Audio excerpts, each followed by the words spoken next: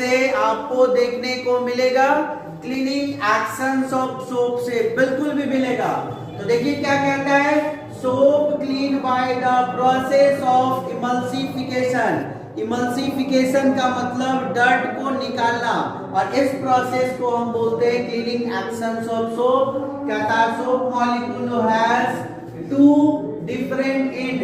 Soap molecules का दो different and होता है। अगर मान लीजिए ये सोप का मॉलिक्यूल्स है तो ये वाला पार्ट हेड होता है और ये वाला पार्ट टेल होता है। इसका भी एक नाम होता है जो बताएंगे।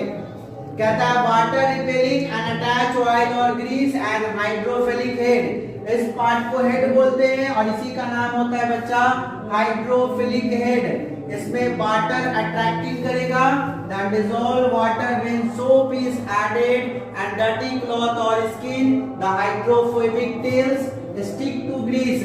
इसके पीछे वाला भाग को हम लोग कहते हैं हाइड्रोफोबिक। क्या बोलते हैं? Hydrophobic tales.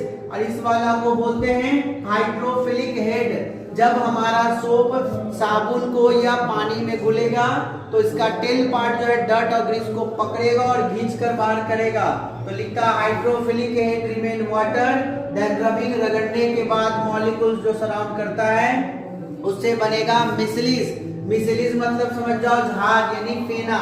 And the micelles stay suspend water. पानी के अंदर में जो कपड़ा है उसके डर्ट को निकालेगा। Then arrange and water the micelles with dirt.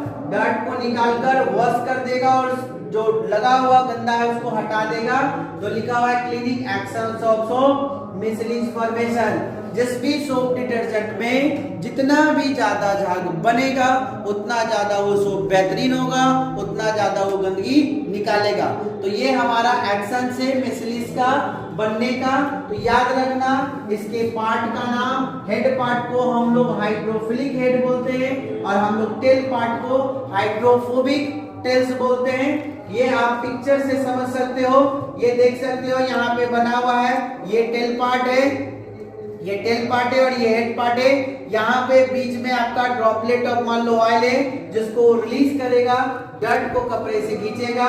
ये देख सकते हो कैसे इस पे टेल पार्ट सारा लग के और डर्ट को रिलीज कर रहा है, यानी डर्ट को बाहर निकाल रहा है। तो ये टॉपिक आपको समझ में आया कि नहीं आया, जल्दी कमेंट सेक्शन में कमेंट करके बताएं।